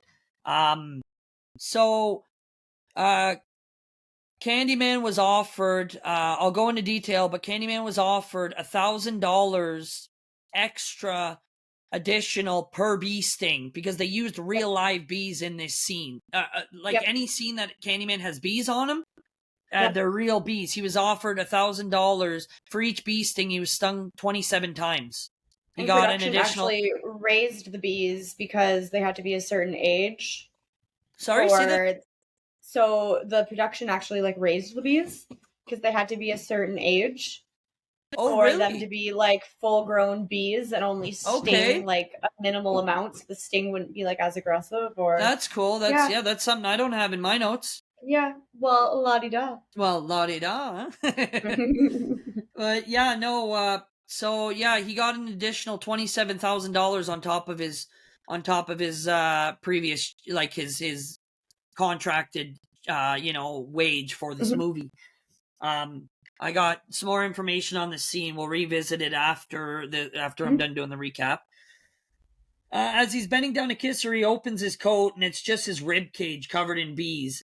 And then bees start to come out of his mouth and he kisses Helen. Then we get Candyman picking up baby Anthony as he's whispering, "You're mine now. It's time for a new miracle." Helen then wakes up. Yeah, so it doesn't happen this quick. He whispers. Like I said, I'm just trying to go through the recap as fast as possible. Helen then wakes up in the same spot where Candyman kissed her. She picks up the hook and starts walking as she sees a bunch of candles written on the wall, and it says, "It was always you, Helen." And then he starts whispering to her. Yeah, sorry. So written on the wall with a bunch of candles, it says, "It was always you, Helen." And then he starts whispering to her, "It was always you, Helen." Then we hear baby Anthony crying. She looks over to the giant wood pile and hears. So she looks out the window of Cabrini Green building, and there's. Oh yeah, this is one thing I didn't talk about. So back to when Jake was bringing her to the bathroom outside. They were outside, and she looks at Jake and she says, "Oh, what's with all the wood for? You guys having a big bonfire?" That's so now this is where the big I didn't explain that part. That's a key point, because now she looks out the window and the camera zooms to the woodpile and you see baby Anthony, or you hear him crying. So she walks over to the giant woodpile and starts trying to get in. As she's moving around the wood, Jake is sleeping. He wakes up because he hears noises. And once he looks out the window, all he sees is the hook that Helen is holding go down inside the woodpile. He says right away, "Candyman." We then see a bunch of the civilians walking outside with torches. They start pouring gasoline all over the woodpile with Helen, while Helen sees baby Anthony at the bottom of the wood, like inside the woodpile at the bottom. She grabs him. More civilians are walking out towards the woodpile as Helen is holding little Anthony. Candyman grabs her from behind and whispers, "I knew you'd come." The civilians then light the woodpile on fire as Jake says, "Burn him." They all surround the giant woodpile screaming, "Burn him! Burn him!" As Candyman is holding Helen while the woodpile is burning, she then says to him, "You lied to me." As he says, "We must be on our way now, you and I. Our bonds will soon be ashes, and we shall never be separated again." Helen says, "Let me go." And he says, "I cannot. We are already dead." As this is happening, we're getting shots of the crowd screaming, "Burn him, burn him," and waving their arms around. It's doing like a circle. They're, "Burn him," right? Yep. And then Evil dies tonight. Yeah, evil. I had to. Yeah. I had to. Evil dies tonight. Yeah. I have PTSD from that movie. What a mess that was. If you know, you know. Yeah, if you know, you know. Fuck. As Helen is holding baby Anthony and Candyman is holding her, she sees a piece of wood on fire and grabs it and hits Candyman with it. She then gets away as the woodpile is falling apart and she's crawling with the baby in her arms. Wood on fire is falling on top of her and Candyman is burning. He then screams, "Come back to me!" She's able to crawl out of the woodpile with baby Anthony in her arms. Anne-Marie sees that she has her baby in her hands. She can't believe it. The civilians have a blanket that they grab and they put Helen out. The woodpile falls apart and everything is burning and collapsing. We see Candyman get burned and killed as bees just start flying like crazy out of the wood fire. Also, like, from Anne Marie's point of view, I'd be like, "Bitch, you have my baby, but you still killed my dog." Yeah. Like, yeah. Get back in that fire. Like, I'll take my baby, go back in there. Obviously, it wasn't her. It was Candyman. Maybe she pieced together that, like, it wasn't her, but, like, my dog's still dead. So, like, I'm pissed, you know? Oh, yeah. Yeah. Yeah. Yeah. Yeah, so the bees start flying like crazy out of the fire as the civilians put her out. We then get a scene with Helen in a casket as they're having her funeral. There's Trevor's new girlfriend Stacy, some other guy, and the professor. They're at the funeral. As the casket is descending in the distance, we can see a lineup of people walking towards the funeral. Leading the lineup is Anne-Marie with her baby and little Jake. They walk up to the casket, and Jake grabs Candyman's hook from his coat pocket and throws it down the top of the casket. We then get a scene with Trevor in his bathroom, staring at the mirror with the door locked. Stacy keeps insisting he goes and helps her make dinner. Keeps telling her he'll be out in a minute. She's starting to get mad. He then starts thinking and having flashbacks of Helen cooking for him, and he starts crying. He starts Good. saying, yeah, he's having a hard Good. time. He's having a Good. hard time, right? He then decides to repeat Helen's name in the mirror 4 times, not 5. He says it 4 times. Then he shuts the lights off. She shows up and says to him, "Oh, so I missed this part. So, when she shows up from the psychiatric hospital into the apartment, when they're both terrified and she's standing there, she looks at Trevor and she says, 'What's the matter, Trevor? Scared of something?'" Then, yeah, so Yes, this you tell him. yeah, so this is, yeah, exactly. This is where this quote comes in after. After Trevor turns off the light, she shows up and says to him, "What's the matter, Trevor? Scared of something?" She has Candyman's hook and she starts tearing him apart. Stacy then, hears noises. "Trevor, are you all right? Are you all right?" She opens the bathroom door because it was locked earlier, but obviously it's unlocked now. And she sees Trevor's torn apart in the bathroom. Yeah, and then she starts screaming, and he's mutilated. She's screaming, and then boom, cuts to black. You're next. One of the greatest slashers in history. Another horror masterpiece. Yep. Yeah, so I know a lot of people are definitely scared of this movie. I know a lot of people are definitely scared of Candyman. Oh, for sure. Yeah, for sure. It's definitely like I said, like just it's so creepy, man. Like it's just it's so creepy. And for it being a love insinuated horror movie, like that's what obviously drove him, was like what happened to him based off romance. For someone to be scared of a villain whose drive was a background of love, yeah. I think that you have to tip your hat off to Tony Todd, because like it's all him. Yeah. He is the reason why it's so scary. No, yeah, no, 100%. Like, I think I never checked it out, but I think I don't know if this is Virginia Madsen's first movie, but she did really well. But like you said, Candyman this is his movie. Like, without him, this movie wouldn't be anything of what it is. And like, it's 100%. It's in my top 10 for a reason. Slashers.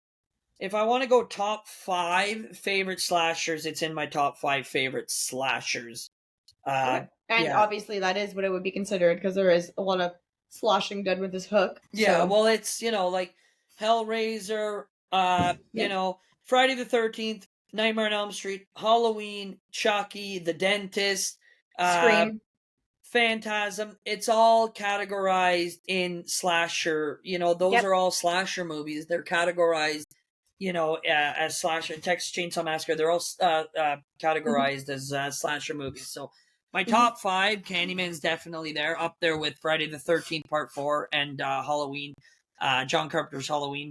I think the other 2 probably would be a Nightmare on Elm Street 2. As for everyone that said you didn't include any Nightmare on Elm Streets, they're not. It's in my top 20. Nightmare on Elm Street Part 2 is in my top 20. It's not my top 10. But for top slashers, Nightmare on Elm Street Part 2, Freddy's Revenge is number 4, and number 5 would be Texas Chainsaw Massacre 74. But yeah. And I think that's pretty solid. Yeah. So I'm just going to, I said I wanted to revisit a couple things now. So I'm going to go back to that bee scene. So did you know, remember that eerie scene where bees come out of Todd's mouth as he leans in to kiss his co-star Virginia Madsen? Well, a whopping 200,000 bees were used for that moment. According to Entertainment Tonight, the bees were the worst nemesis, Tony Todd told the outlet. Yeah, so here we go. So To compensate for Todd's dedication to acting out the scene, his earnings for the film included a clause in his contract that ensured $1,000 for each bee sting. So how many times was he stung? In total, he was stung 27 times, adding an additional $27,000 to his check. As for Madsen, the scene was more dangerous as she is deathly allergic to bees. During the interview, she noted that on the set, the bees had their own trailer as well as a big net cage and an ambulance nearby. That's why they had the paramedics on the set, which didn't make me feel very confident. But the bees that were on me were baby bees, so they can sting, but they said they are less likely to. Yeah, what you said. So that's why they raise their own bee. Exactly. Yes, Yeah. what you said. Yeah. So she said that's why they had the paramedics on the set, which didn't make me feel very confident. But the bees that were on me were baby bees, so they can sting, but they said they're likely less to. That's that's what she said, and that's where you had said, they raise their own bees. Yeah, so that's I ain't screwing around with bees. Fuck that. There ain't enough money that you could pay me. Yeah. No. You know what the thing with bees is they don't want to sting, right? They're important to our ecosystem. Oh, 100%. They don't want to sting Save because the they bees. sting and they die, right? Save the bees. Yeah. Yeah. But just don't fly around me. I will never kill one, but you will not see me being like, oh, here's a little bit of nectar on my hand that you can come do your thing on. Yeah. I'm going in the house, slamming the door behind me as quick as possible when those... Have you seen the size of bees around here? Also, they're like fucking hummingbirds. Oh, yeah. Well, yeah. Hummingbird is hovering towards me, like, adios. Oh, yeah. Yeah. Oh, fuck yeah. And then my dogs are always trying to put bees in their mouth when they're flying around, so my poor neighbors are... as I'm yelling from across the yard. Like, yeah. I respect them, but I don't like them. Yeah. No, well, anything that stings, you know what I mean? Like, anything that stings, but, they're important. We're good. We're good. You all good? Someone tried FaceTiming me. Yeah, we're good. Okay. That's why it froze That's second. why, exactly. Hashtag MacBook problems. It's all It's good. convenient, but it's inconvenient as well. Yeah, no, it's I blank out, like I sign out of Facebook when I'm on here, and I block, I sign out, make sure no one can interrupt. I put my phone on silent, but your stuff is connected to your MacBook, so I mean everything. So my iPhone's connected to my MacBook. Like everything's like a big chain, which is great unless this happens. No one ever calls me or texts me, but when we're podcasting, I'm quite the novelty.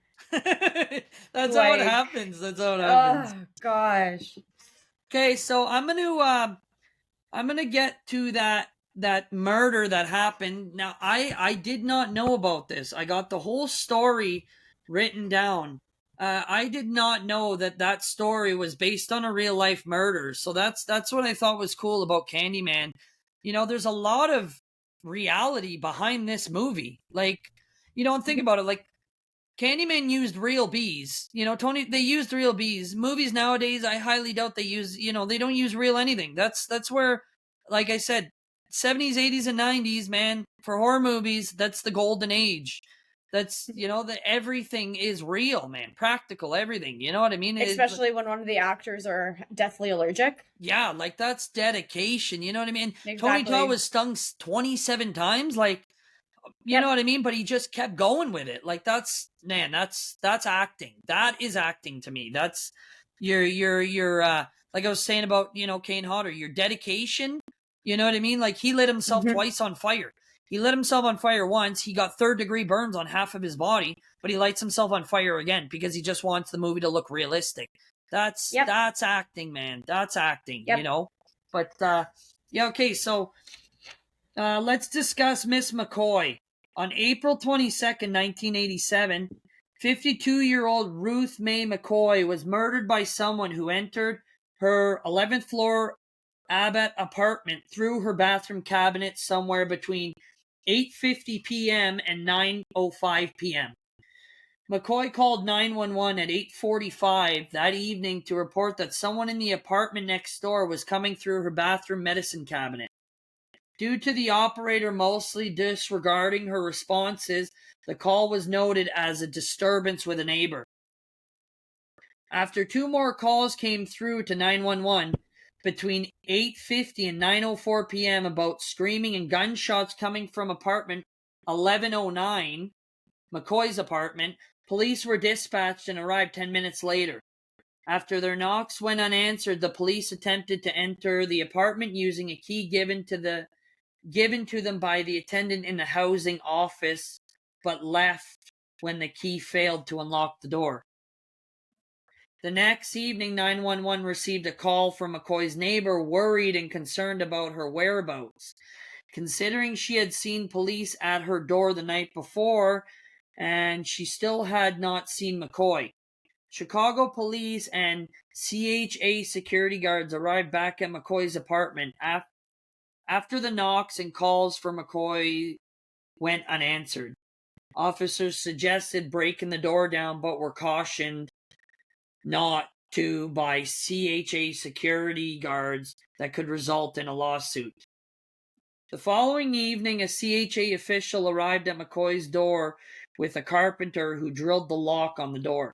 McCoy was found dead lying on her bedroom floor from 4 gunshot wounds. 1 bullet passed through her left shoulder, another passed through her left thigh, a third entered the right side of her abdomen, pierced the liver, and exited the left side of the abdomen. The 4th and fatal bullet passed through her right upper arm, then entered her chest and severed the pulmonary vein. The medical examiner listed the cause of death as internal bleeding. 2 men, Edward Turner, age 18, and John Hondrez, age 21, which is really young, were charged with murder, home invasion, armed robbery, armed violence, and residential burglary. Witnesses claim that they saw the 2 men carrying McCoy's 19-inch color TV and rocking chair around the project in the early morning hours after her death. Due to the lack of evidence, the charges against the 2 men were found not guilty after 2 years of the trial. So what are the paralleling elements between McCoy's murder and Candyman? First, it is about a killer coming out of the mirror. The film also takes place in Chicago in a public housing complex of a similar layout and demographic as McCoy's. While the horror flick references the notorious Cabrini Green complex, the real-life murder took place at the Grace Abbott Homes, not far from Cabrini Green. The Candyman protagonist who investigates the site of the bathroom-based killing in the movie also befriends a woman bearing a familiar name, Anne Marie McCoy. Yeah. Makes sense. I seen that. I was reading up on it. It was on a link when I was doing some research. And, I'm sure there's a lot of people, that are going to be listening to this that didn't know about that. Because I had no idea. I knew about the bee thing where he got stung 27 times. I didn't know Virginia Madsen was deathly allergic, but that the murder there, I did not know. That was it's very similar. Like I said, Cabrini Green is close by the housing project that had the same layout. You know what I mean? The murder in the medicine cabinet in her bathroom. It was, when I read that, that was pretty crazy. So, but yeah. Because it needed to be creapier. Yeah, no. Well, that just, just makes it more, wholesome. What I mean? That makes it so much more realistic. Like the history behind this movie. Now, people, that's pretty crazy. Like, for me, as a Candyman fan, that I just love the movie so much more now because I found that information out. So. Absolutely. 100%. It's, for example, Quint's boring conversation that we talked about last week during Jaws, where it's just the 3 men in, the cabin, and they're just drinking beer, eating, and talking about their old war stories. And to hear Quint's talk, it's a fake story, but his fake story is actually based on a real story. It adds to it. It adds so much more to it. Yeah. No, it's exactly. You know what I mean? Yeah. So I don't know. To any person, it's like, oh, this is just what a cliche, like what a filler, like this is just filler for you Just to have filling. the story Yeah. in it. Yeah. But then you find out that it's actually like It- based on a true yeah. story. It's like, It's okay, that's no actually more not. filler. Yeah, exactly. It's It's fitting. a tie-in. Yeah, Exactly. it makes the movie more, you know what I mean? It makes Realistic, you more appreciate. relatable. Yeah, yeah, Yep. exactly. It makes you appreciate the more I so much agree. more because it's relatable and it's fitting, right? It's like, oh, that I was completely actually agree. real. Like that's cool. Like I said, the story of that. Like I said, I didn't even know as much as I'm a horror fan and I love this movie. I had no idea that was a real murder. Like that's Yep. and the charges were dropped. You know what I mean? Mhm. Which is ridiculous because clearly, it was clearly people seen these two people walking out with the TV in the chair, but for some Yep. reason the charges were dropped anyway. Whatever. But Good old life. yeah, so I don't know. You got any trivia or anything? You pretty much covered everything that I did have. I wasn't never really a big Candyman girl, but again, just like anything else, I appreciate what it did. There's no denying Tony Todd's remarkable in it, like we said. Yeah. Oh yeah. It was just never my cup of tea. But again, there's no question about what it brings to the horror community. Like, there's a reason why it's one of the tops for a lot of people. So no, yeah, for sure. Like, we're going to be doing movies that, you're going to have some movies that I might not like, but, exactly. every movie you can appreciate because, we go back to the classics. There's a reason why we're doing the classics. And there's even some things in the high rated, like the big ones that we don't appreciate, but it's still like, you know what I mean? It just boils down to opinion and preference. Yeah, exactly. No, for sure. But it was nice to revisit it. I had an excuse to revisit it now, right? Whereas before, like, especially now in the streaming era, like, we're not watching cable TV where it's like, oh, okay, I guess I'll watch this. Like, not to say that's the attitude I had, but like I was never really forced to watch Candyman. Yeah. Because there was always something else on, especially now with streaming. Like, do I settle for this or do I watch the same movie I've already watched 19 times? Of course I'm watching the same movie I've watched 19 times. And if Rox is listening to this, now she knows why. You always watch this movie. You're always watching the same movies. Well, you know what? I know I enjoy them. I'm not gonna watch a movie and sure, you know what? Okay, like in horror movie groups that I'm in, a lot of people post like, is this movie any good? Is this movie any good? It's like, well, just watch it and find out, right? Just watch it. What are you gonna lose? But then that gets back to the topic what we're talking about. Well, you know what? I'd rather watch a movie I've already seen because I don't want to waste 2 hours watching a garbage movie that really yeah. And I'm not just saying this because we have a podcast, but a lot of the times if I'm unsure, if I really want to actually go into it, I'll watch a podcast or a YouTube video about like a summary or a recap or something. And if I think it's something I'm into, I'll go watch it. I'll spend the time and watch it. Yeah. No, yeah, exactly. But that's just me. Yeah. No, I would, like I said, I'd rather, like on my days off, like I sit around, on my days off, I sit down, I'll buy a case of beer and I'll drink some booze and watch my horror movies. Wrong with that. That's pretty much all I do nowadays. Absolutely. But yeah. I don't know. That's that for me. I guess yeah. Like I honestly thought it was going to be longer, but I did the recap pretty quick, So no, you did. You did. I did it pretty quick. Like I thought it was going to be a lot faster. A lot longer than what it was, but I did try to skip a few things because, when it came to Halloween, when we did Halloween, it was 3 hours long, but I did every single detail possible, right? Where like with Jaws, we also didn't really veer too much off here. No, we didn't. We did a few times, but we came back pretty quickly, and I think that kind of shed a little bit of time off of it. No, for sure. Definitely. Yeah, I don't know. Is there anything else? I mean, to make you feel better, this isn't going to be the last time we talk about Tony Todd. We're going to be talking about him next time. Yeah. Final Destination. So we did Jaws. We got Candyman done. Final Destination's next. Chainsaw was on that one. Jaws was a part of the last. Yeah. 4, so this time around it's going to be Candyman, so cross that off. Final Destination, Texas 03, which is going to be exciting. I really enjoyed that remake. I have a lot, and I can't remember. I want to say a creature feature because, yeah, I want to say it might be ginger snaps for the werewolves or silver bullet.